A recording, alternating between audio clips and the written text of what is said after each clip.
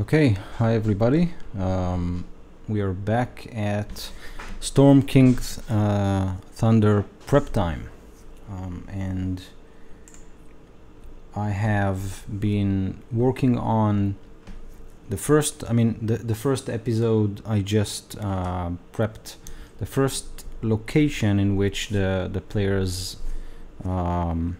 start the adventure with. It's a small village called Nightstone. And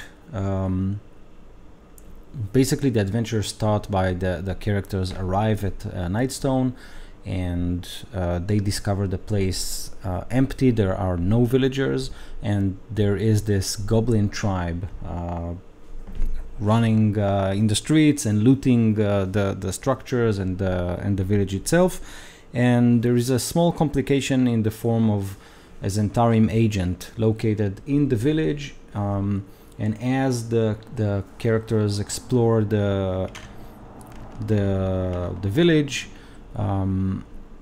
that Zent agent basically is awaiting reinforcements, and there is this small complication where the characters might find out that there are survivors located in the keep, where Lady Nendar Valrosa is the ruler of Nightstone is supposed to be, and there is this conflict between the guards or the survivors and the Zentarim who wants to take over the place. Now, the adventure assumes that the characters eliminate the goblin tribe, they deal with the Zentarim agent in one way or the other, and they go and find the missing villagers who were taken by the goblins to caves north of the village, and the adventure assumes the characters rescue the villagers and maybe get a quest from the survivors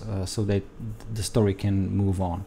And at this point I want to say something that I personally don't like my stories to be reliant on what NPCs give the characters. I personally like that the story is driven by what the characters want, and not by random quests given to them by NPCs they meet.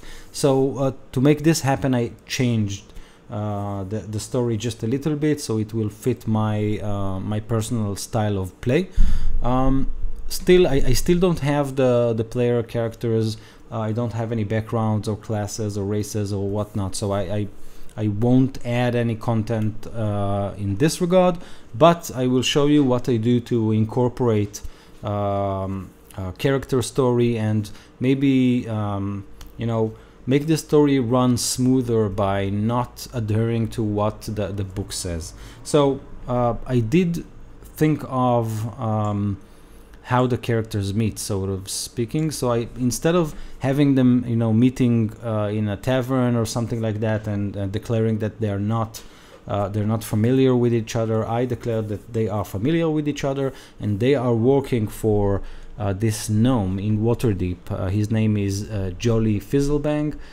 He owns a shop that specializes in rare quills, and they basically run errands for him and procure all kinds of items that he needs to run the shop. And this is how they meet. And he basically sends them to Nightstone to give Lady Valrosa a ring. She sent him the ring to so he can investigate if it's magical or not. And his mission to the characters is basically take this ring. It's not magical. Just give it to Lady Valrosa. Thank her for using our services, and just head back. So this is a little bit different from the book. The book suggests that the characters have some reason to visit Nightstone. They rescue the villagers, and one of the villagers give them a mission to continue explore the story. And this is a little bit, I mean, I don't know. I don't know of any story or any reasonable adventuring group rescuing villagers, and then one of them tells them, oh, and by the way, I have this mission for you. Now go travel to the north for 2 weeks and send some news of this villager's demise to his cousin. It doesn't make sense, so I change it a little bit. So I'll add the recap. So the PCs are working for an old gnome, let's say for Jolly, oops, Fizzlebang, an old gnome,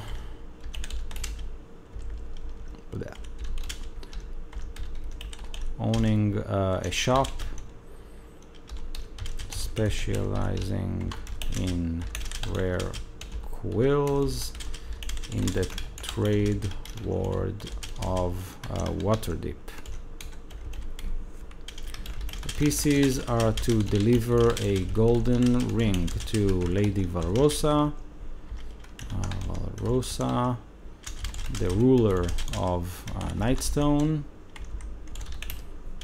and notify her that the ring isn't magical.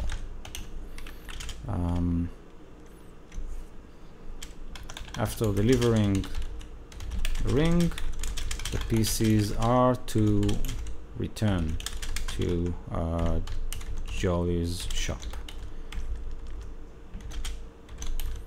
Okay, so this is how I do recaps in my adventures, in my sessions.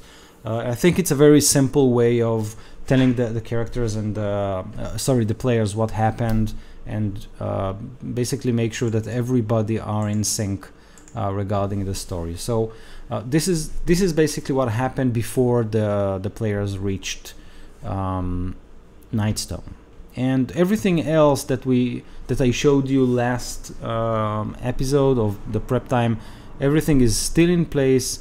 I outlined the major NPCs, which is Kayla Darkhope. She's the Zentarim spy and the survivor of the giant attack on Nightstone. And we have Zolkin Alessander, who is her basically leader, and he's the leader of the reinforcement that should arrive at Nightstone while the characters are there, hopefully. And we have Hark, who is the Goblin King. And he is the leader of the goblin in the Dripping Caves, where the villagers fled, and unfortunately they didn't know it, but there is this goblin tribe there, you know, welcoming them with open arms. And I outline three major events. So basically reaching Nightstone, seeing that the place is desolate and there is no one there. I basically describe what they see when they look through the front gate. Then I'm describing how the characters meet Kela, and unless anything really special happens or the PCs decide to do something that I didn't expect, the Seventh Snake Zentarim reinforcement should arrive at Nightstone later on that day.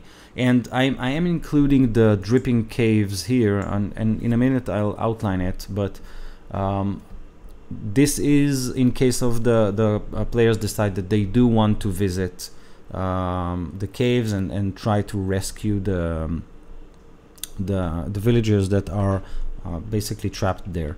So as I said, the book assumes that when the villagers when the players rescue the villagers, one of the villagers give them the quest that sends them further along the story. Now I decided to change that. I decided that my characters will simply head back to their boss, which is the logical thing to do.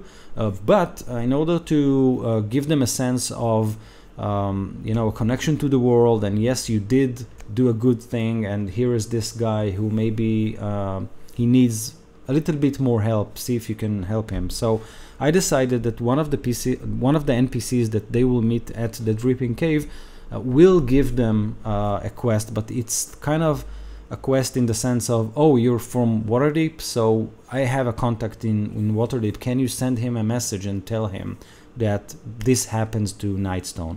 And I'm basically leaving it as a wild card, and I'll show you why. So if I remember correctly, the let's see. Yeah, so there is a dwarf that should give the characters their quest. Let's see. Morak or Gray. Okay, so Morak or Gray.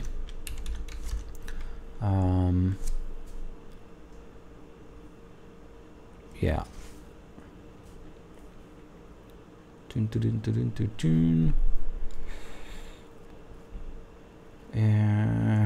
Yeah. Let me see if I can find some information about him. I think he's the inn owner, but I'm not sure. Yeah. Gray. The owner of the Nightstone Inn thanks the PCs for rescuing the survivors and asks them to send a message back to Waterdeep describing what happened in Nightstone.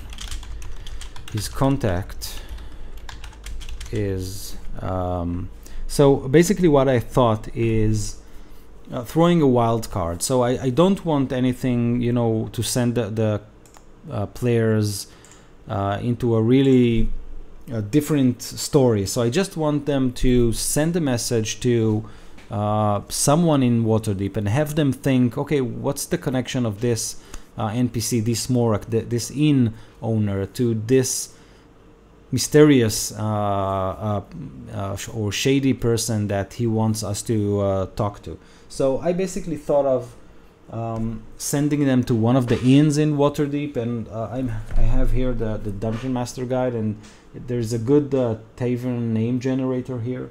So I'll basically use that and pick, I don't know,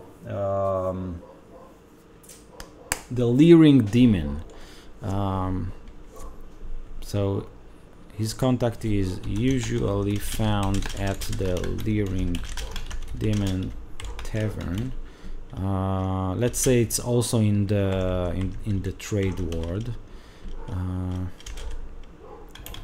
Trade Ward. Whoops. He's let's say thin and pale man in his 30s who is usually found at the Leering Demon Tavern at the Trade Ward, and let's say that so I basically thought of, you know, maybe this contact in the inn is a member of one of the you know, Forgotten Realms factions. So I have here I hope you can see it.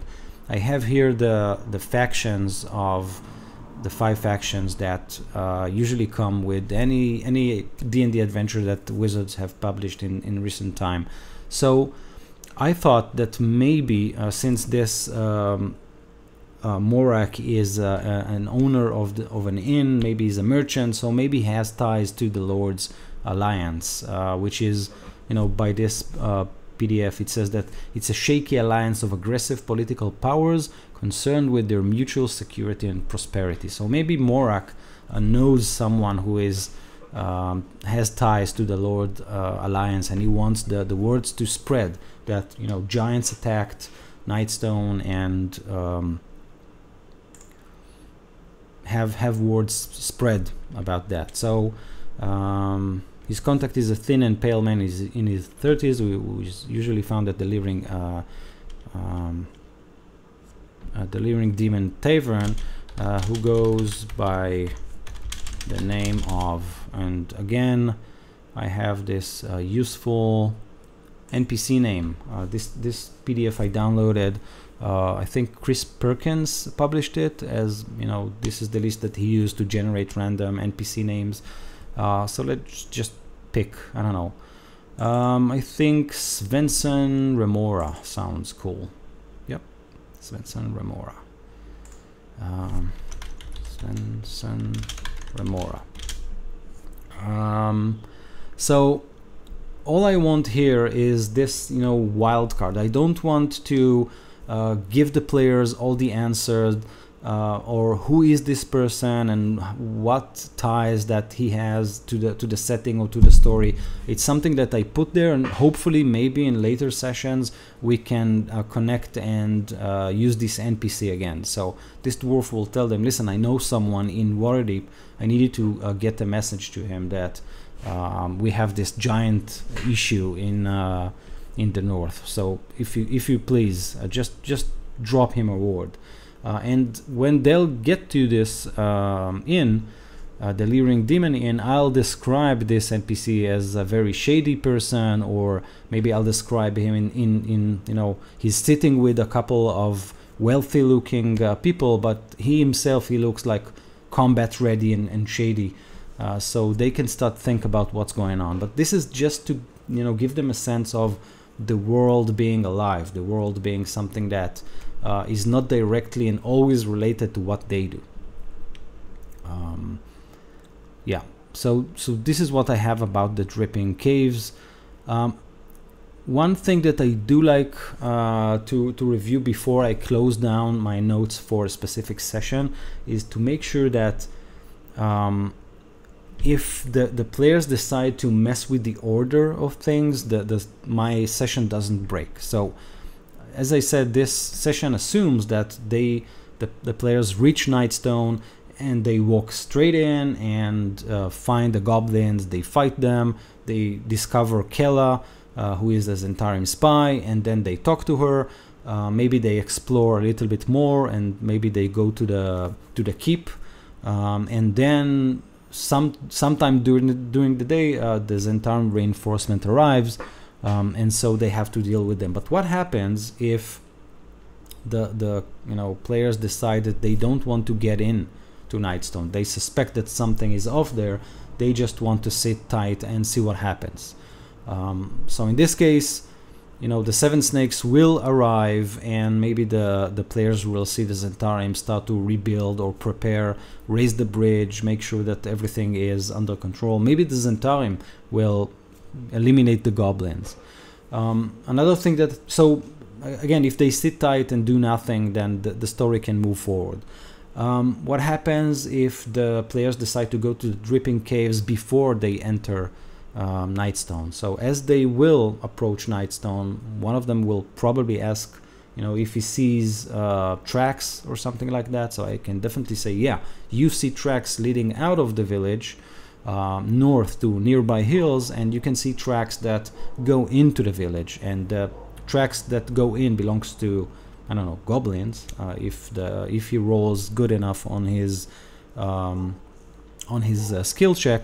And the tracks leading away from the village are, they belong to humans. So the players will probably connect the two dots and understand that goblins came in, the villagers fled to the north. They might decide not to step into the village and rescue the villagers first. So again, I don't see any problem with that. The story doesn't break. If they rescue the villagers, then when the villagers, when they return with the villagers, they might have an issue with the Zentarim who are already in place. So that can affect the dynamics of the session, but I don't see anything breaking in case they decide to switch how they do things. So basically this session ends with the players rescuing the villagers, handling the issue with the Zentarim, and learning that the lady, the ruler of Nightstone, is dead, so they don't have anyone to give the ring to. Maybe the guards will say, if it's her ring, then let us bury her with that ring. This is the proper thing to do, and it's up to the players to decide what they do. So basically, this finishes the first session, and I think I'm pretty much happy with that. So moving on to the next session, and again, I didn't add any information about my players here. So once I have their backgrounds and their backstory, maybe I'll modify some of the encounters or add pieces of information that relate to my players. But I don't do this right now. I'm just preparing the overall story, and later on I will tweak it to make sure that it fits what my players want to do. Okay, so let's jump to the second session. And the second session, I don't know if you can see it, but I basically each episode or session I like to have to give it a name. So it basically, I treat it like a TV series. So the first session is basically Nightstone. They just arrive there. There is this sort of a mystery to solve. They solve it, and now it's time to move back and return to Waterdeep. The second session, I called it a world worth saving, and there's a reason for that. I think and again, it's my opinion, but I think that players react better to campaigns and to stories in which they are involved with. It's really hard to take a group of players, have them create characters, and then immediately put them on a rail and let them start the adventure and jump from quest to quest to quest to quest. The group hasn't formed yet, and more than that, the group or the characters and even the players, they might not be, or they might not feel attached to the story and to the world. And maybe, to be a little bit blunt, why do they give a damn, right? I mean, Nightstone itself, it's interesting. It's a location, and they have some things to do, a mystery, fight some goblins, discuss things with the Zentarim. But once that's done, why should they move on to the next session? Why should they come to the second session and the third session, etc.?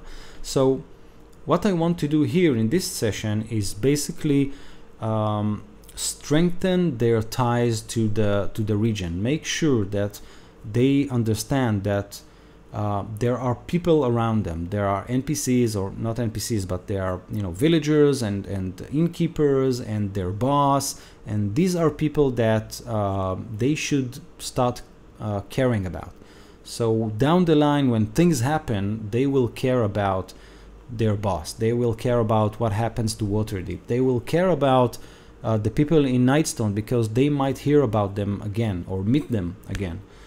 So this is the purpose of this session, of the second session.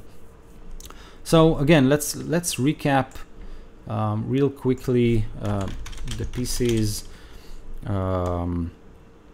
traveled to Nightstone and found the place desolate, or let's say they found the place overrun by goblins, with the villagers trapped in a cave complex north to the village. After saving the villagers and handling a delicate situation with the Zentarim, the PCs return to Waterdeep to inform their boss that Lady Velrosa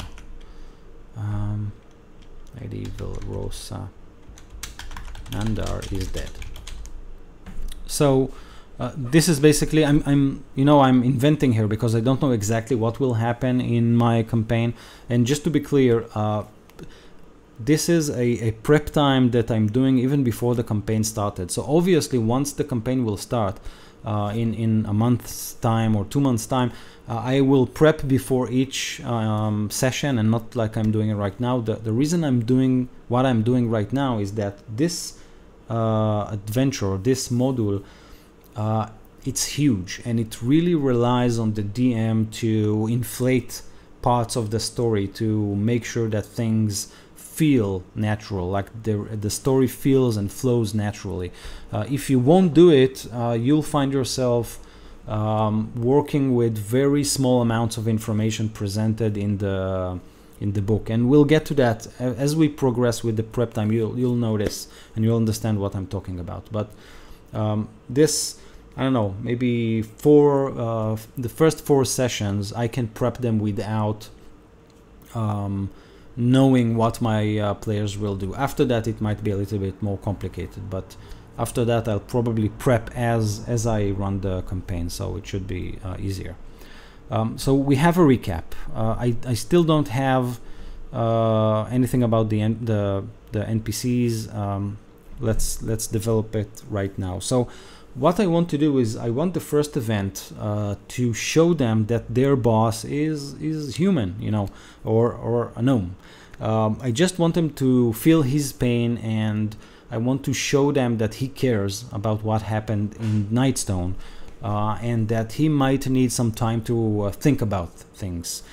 So he's not like this, a boss that knows exactly what to do right after he heard the news that Nightstone was attacked by giants and Lady Valorsa is dead. So I don't want him to jump and says, okay, let's raise the militia and draw a weapon and fight the giants or something like that. This is jarring. I want my players to see that he needs time, that he has some depth to it. So the first event is I call it jolly, or let's call it sad news. Sad news. Okay. Yeah. Just wanted to make sure I get the formatting right. I want things to be tidy. So the PCs reach Jolly's shop, and deliver the news about Lady Valrosa's demise. Jolly looks beaten and beaten, and asks the PCs for some time to himself. He asks them to return for dinner the day after, so he can discuss things with them. And Jolly looks beaten and asks the pieces for some time to himself. So again, this could be a very small role-playing scene in which they come to the shop and he's jolly and he's happy and everything is good, and then they break the news and he just sit down and whoa, I mean, seriously? And then he says, take some time. I mean, you did a good job. Here's your pay. And give me some time to think and come back tomorrow.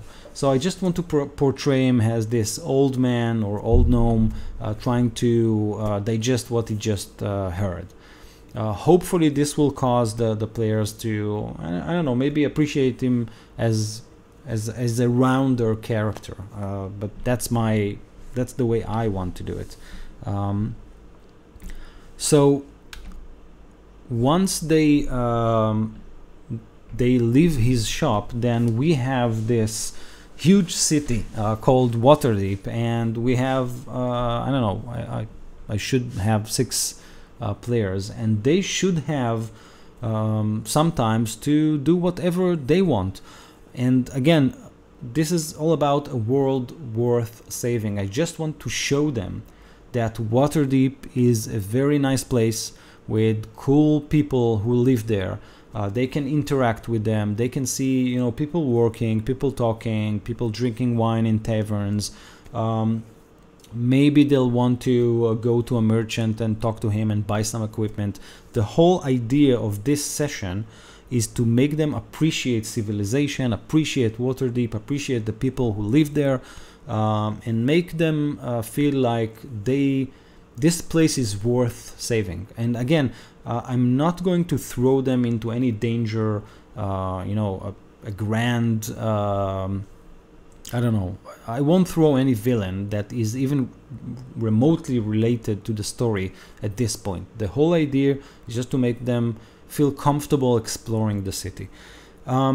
So what I thought, and again, this is really reliant on the characters' backgrounds, and since I don't have them right now, I can't really develop this section. So, but I will say, let's call it some time off.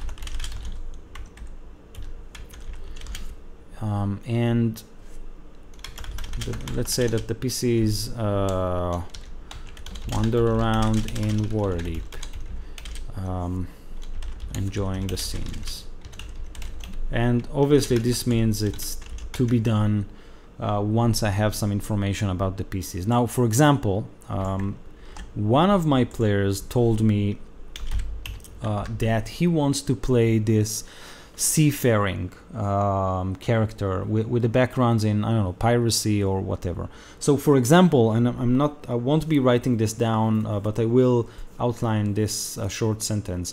For example, we can think of a scene in which the characters, they walk at the street or they enter an inn or something like that, and somebody jumps at my seafaring character and says, oh, it's been a long time since you had the nerve to show your face here. And we can start this strange encounter in which this seafaring character encounters someone from her past.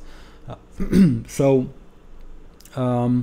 and this is simply a role-playing encounter which can start strange, and maybe we can borrow from, I don't know, all those pirate movies in which, you know, the first encounter is oh, you dare show your face here, and then swords are drawn and some insults are thrown, but then eventually the two characters hug. They're basically best friends, and they were doing their things in front of the other players who are not suspecting anything.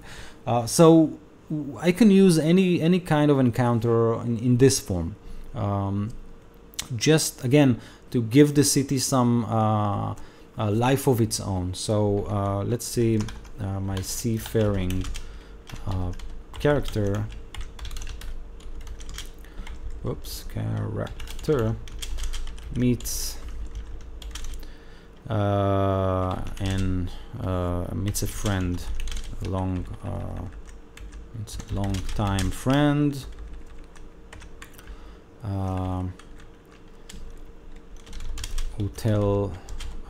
who speaks about, I don't know, about some rumors. Oops, not tumors, oh my god. Some rumors concerning giants. So as I said, the idea here is not to involve the PCs in anything important. Maybe they meet some friends, maybe they make an acquaintance, and that friend says, listen, I've heard about this thing going on in a remote city. Maybe he heard about a giant attack and at some other place in the world. Maybe he has a friend who fled the village after giants attacked it. Just, you know, hinting about things that would come. But this is it. So again, just showing off the city, letting the players feel like this place is worth saving.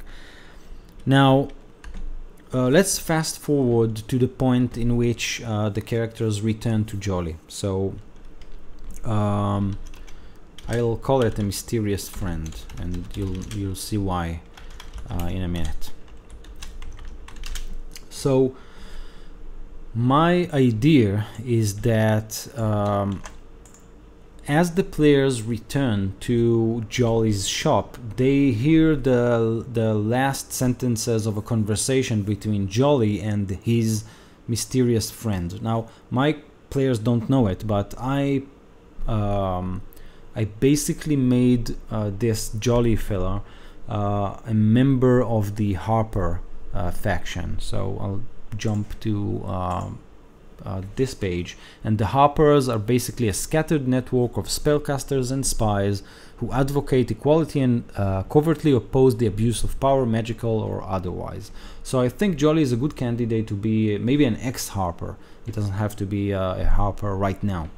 But I do wish that he will have this mysterious side that the players won't reveal until later on in the story. So all I'll tell him is that as you enter the shop, there is this imposing, rough-looking man wearing hunter's clothes. He's leaving the shop, and maybe I'll let them catch the last sentence between the last exchange between the two. So as the PCs approach Jolly's shop, and imposing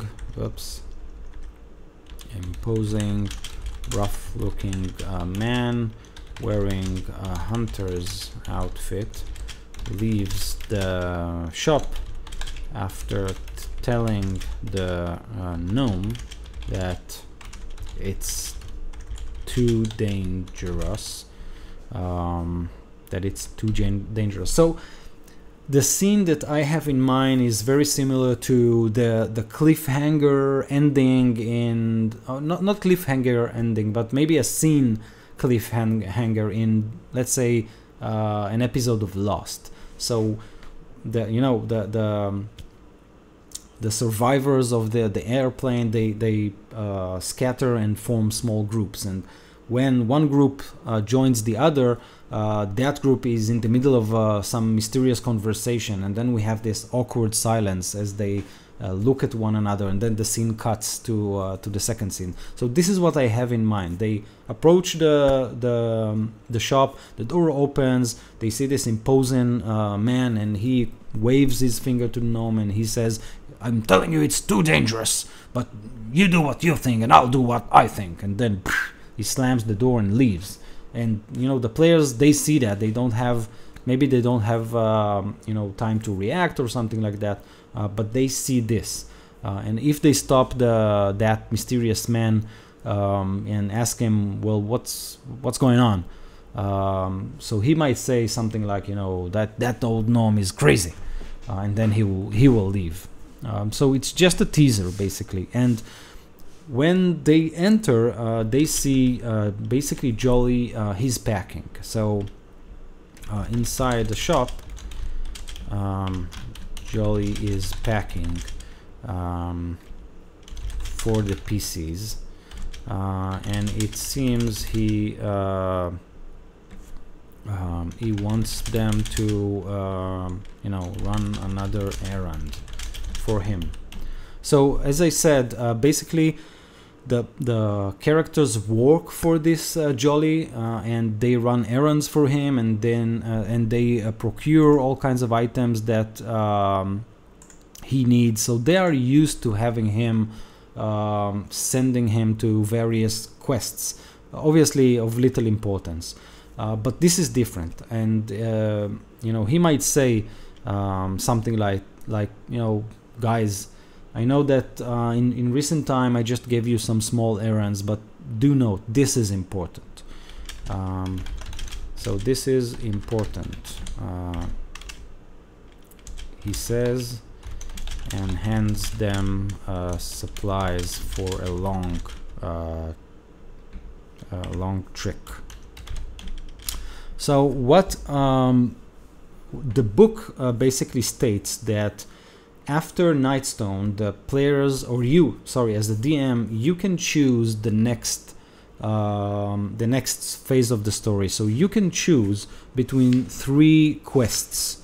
The first, basically all 3 quests talk about this Morak fellow, this dwarf that's he's the owner of the inn in Nightstone. He can send the players to 3 places: Bryn Shander, which is located way at the north, Golden Fields, and Tribor. I hope I'm pronouncing it correctly. So as the DM, you can choose one of these locations as you see fit, and this dwarf will send the players to that location, asking them, for example, Morak's friends and neighbor Semail Southwell was killed in the giant attack, and he wants, this dwarf wants to send news for this guy, Semail Southwell family. They are located in 10 towns,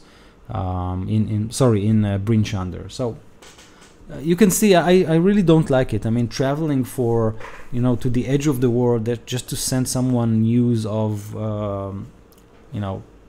someone in his family just died. I rather want my NPCs, the NPCs that my players feel attached to, give them this quest. And especially if we just ran the sometime off, not the sometimes of the sad news scene, maybe they will feel obligated and, yes, well, this guy took the news really bad, maybe we should help him. So I want Jolly to tell them, listen, this is important, and I'm sending you far away to this dangerous place, but I trust you, and listen, trust me, this is for the greater good. What I want them to do, what I want Jolly to tell the players is that he has a friend in Bryn Shander, and he wants the characters to go there and make sure that that guy is safe, and if he's safe, bring him back to Waterdeep. Now, I'm not inventing this. This is something that actually happens, or not happens, but in chapter 2 of the of this adventure, if the players reach Bryn Shander, the book describes how they go into town, and the players do their business there, and then frost giants basically they are circling the city, this northern city, and they want a man named Artus Cimber to step forward, and they want the rulers of the city to surrender this Artus Cimber to the giant's hands. But there isn't anyone in this name. Artus is not living in Bryn Shander, but one of his descendants live there, and this is the man Jolly wants the PCs to make sure he's safe. So basically what I did here is I read through the 3 locations, Bryn Shander, Golden Field, and Tribor. These 3 locations that the players, I could send them each, and I mean I could pick any one of these, and they should go there. But I wanted my NPC to do it, and I read old entries, and I found Bryn Shander the most interesting. But that's my, what I liked about that. You can do whatever you want, but basically I wanted the PCs to get there, and I thought, how should I do it? So great, Jolly will send them there. And why? Well, what do the giants want in Bryn Shander? They want this specific NPC, so I'll send the PCs to make sure that this NPC is safe. And it actually sits well with what the adventure expects. They expect this NPC to be of some importance, and they are expected to maybe protect him, or maybe be aware that he is sought after. So I'm kind of tying several loose threads into one thread that I really like. So let's document that. So Jolly wants the pieces to travel to Bryn Shander, a very long trek, and make sure a man named Sirach, let me just make sure, yeah, Sirach of Suzail is safe and secure. Once the PCs locate him, Jolly wants them to escort Sirach to Waterdeep. Whoops, Waterdeep. Right. So this, you should understand that once the players look at the map and they look where Waterdeep is and where Bryn Shander is, it's like, I don't know, the book says something like 30 days of travel. It's like this monumental quest, but I'll make sure to convey by using Jolly that this is important. I really trust you to do that for me. And maybe they can think about Jolly as this round character, and maybe they can think about this mysterious figure who just left Jolly's shop, and maybe they'll start to realize that Jolly is maybe more than just a simple merchant. But if they'll ask him about it, he'll wave them off and just say, listen, this is what you need to do. Now I planned for a little twist. So I mean, hopefully if you're seeing it, you're probably a DM or interested in running this instead of playing it, so I won't spoil anything for you. But it is written in this book that the Frost Giants are looking for this mighty artifact known as the Ring of Winter. And according to the book, this Artus Cimber that we discussed earlier, that ring should be in his possession. Now, the Frost Giants used some magic to locate Artus Cimber, but all they got is to his descendant, this Sirach. So it's about the blood. Their magic basically zoomed in on Artus Cimber's bloodline. And again, I didn't read the whole book, but what I want to do here is again throw a wild card and maybe have the players guessing, and maybe it will maybe I can use it later on. But what I am thinking about is, once the players are basically agreeing to take this quest, Jolly will take aside a player who is into the arcane. And you know, in every group we have this player who plays a wizard or a sorcerer or something of that sort, and this player is very interested in, you know, researching magic and ancient tomes and arcane knowledge, etc. So Jolly will take that player aside and give him this device, and it looks like I don't have the English words, but basically a tube that can be used to draw blood. And he will tell that player, listen, when you meet this Sirach, and if he's, you know, if he's not okay, if he's about to die, or maybe if he's dead, use this to draw as much as you can from his blood and retrieve the vial or this tube to me. And I can't explain it, but just trust me, only do it if this guy is dying or dead. So again, this is to get the players thinking. This is to maybe give myself a safety net in case of Sirach's actual demise in events later on. And again, this is to make sure that the players return to Waterdeep and maybe discover that things change later on. So Jolly takes one of the PCs aside,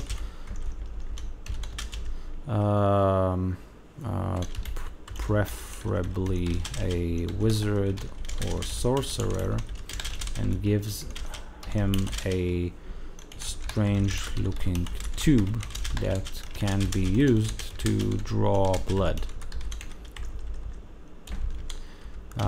He instructs that PC to use it on Sirach if Sirach is dying or dead, and bring back the tube to him, to Jolly. Okay.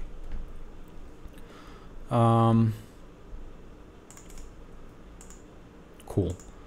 So from showing Waterdeep as this lively place, an interesting location, and showing Jolly as this round fellow who, you know, cares about things. He took it real hard to you know, to learn that Nightstone has fallen and that Lady Valrosa is dead. The gnome took some time to think, and then suddenly he burst into action, and he have a mission for the PCs, and he has you know, mysterious figures going about and talking to him. So hopefully it will make the players think that, you know, something is going on here, and this Jolly fella, this this gnome that we are working for, he's not exactly what we think he is.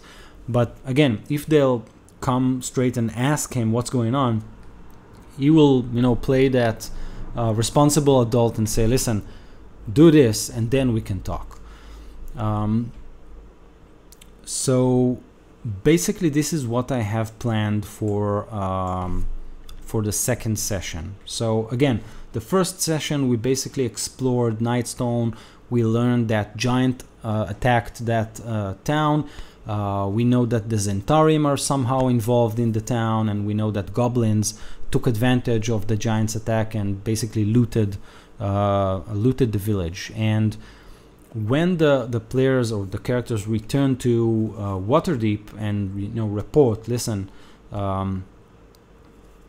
Nightstone is gone and Lady Valrosa is dead, their employee basically says, okay, let me think about it. And shows a great sorrow of hearing the news, and then he sends them, listen, I need time to think, enjoy yourself in Waterdeep for the rest of the day and come back tomorrow for you know, I'll think of something until then.